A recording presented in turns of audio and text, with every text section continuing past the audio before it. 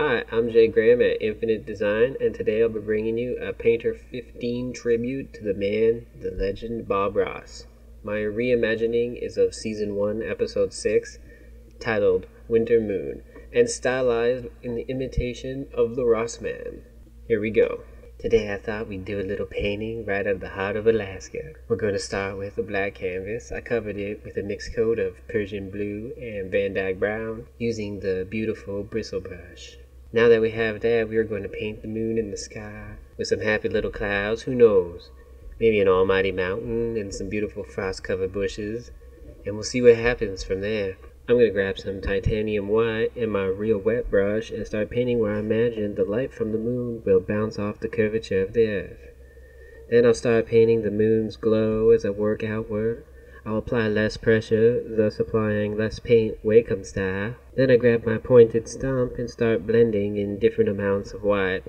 I drop an oval selection in with my real wet brush. I start painting in the moon. I add some darker colors with a smaller brush to paint a happy little man in the moon face. Here I add some light information, then blend with a wonderful little brush called Just Add Water. You want to be careful with the colors though, as this brush applies a high saturation, but I just love it. It's one of my favorite brushes. Let's put in some happy little clouds. Just let one float across the moon. I use an acrylic opaque brush. And now that I look at it, I don't really see happy little clouds. I see frustrating little monster clouds that are spitting out evil rain. So I decide that I'm going to delete these. Now we're going to do the almighty mountain, still using the same color. We'll use our favorite palette knife and we'll draw in some basic mountain shapes. Make sure that you push real hard and work the paint into the canvas. Then we use a large Just Add Water brush to pull and blend that paint. Very important. Now let's put some snow on the mountain. Mix some titanium white with just a little bit of blue. Let's let some snow just run down the mountain. Let it break and play as you come down further. You want to barely touch the canvas, applying almost no pressure at all. Now we're going to use blue and white mixed to a darker value for the shadow. After I have enough, I blend it all with the pointed stump. Oh, here's a nice little ridge. Let's just let the light play just like that. Adding more light, I decided to give the impression of faces in the mountain. How awesome is that? But you wouldn't want to hike there. Too scary, don't you think? And now we're ready to come forward. We've created some almighty mountains in just a few minutes here, and look how gorgeous. Now back to one of our golden rules. You need dark to show light. So mix some blue and brown and grab a funky little particle brush and just paint out some cool bushes. Highlight these bushes with some lighter values using the same particle brush. And my happy little capture software decided it didn't like me, and it failed the capturing of me painting the bush reflection on the water. But I do it again later, and it was captured just fine, so all is well. Now on to the trees. I imported an image nozzle to give a more realistic look, and I started with a mid-tone green. I try painting trees in different places just to find out what I like best. That, my friends, is the power of layers. For the highlights, I start with the mid-tone blue. Then over that, I use a titanium white. You want to imagine the direction of the light as it travels from the moon when painting highlights. I'm going to add some more details to the bushes just to give them some more life. Continuing on with the particle brush, let's make foreground bushes, starting right here with a dark blue. We'll put the shadow in first, and then we highlight. That's a golden rule. Let's have some bushes over at this side. Let's start bringing the painting together. At home, you have unlimited time. You can set up and come with all kinds of fantastic things. You can do tremendous detail. Let your imagination flow. In the foreground, I create a snow-covered hill with my trusty palette knife. In the foreground, I create some snow-covered hill with my trusty palette knife.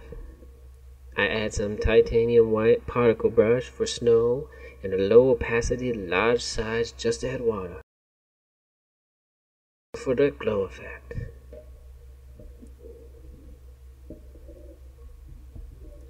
I start building the ground under the bushes, same as the hill.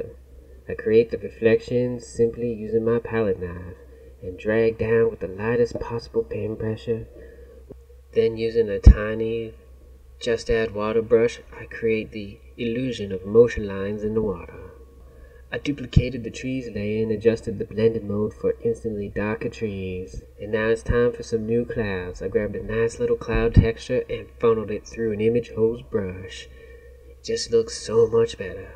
Maybe there's an old cabin here for people who like to go skiing or do some ice fishing nearby.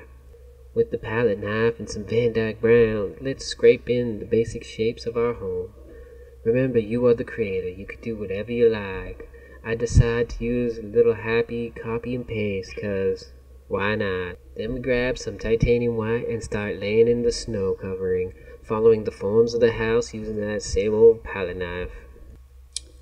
Let's give this front door a nice little front porch, and then some windows with some yellow to give the glow of a well-used, happy home. Later on, I'll render some smoke coming out of the chimney, telling the story of a warm fire that's keeping everybody inside warm and cozy.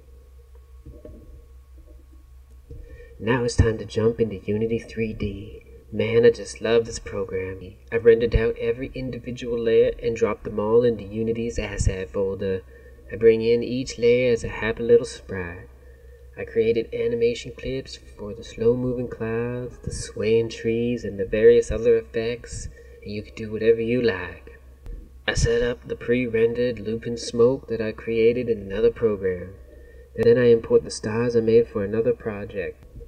I use some stars as snowflakes and plug them into Unity's wonderful particle system.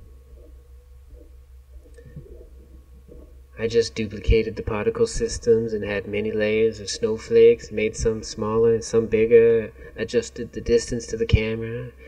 It gives you a nice effect of snow falling and a beautiful winter scene. I hope you enjoyed this painting. I said it before, painting should bring happiness to your heart. It should make you happy and warm. I hope you painted along with us. All you need is the dream in your heart and the desire to put it on the canvas. Thank you. Be sure to comment, like, and subscribe. Head over to Society 6, buy the t-shirt, get the project file.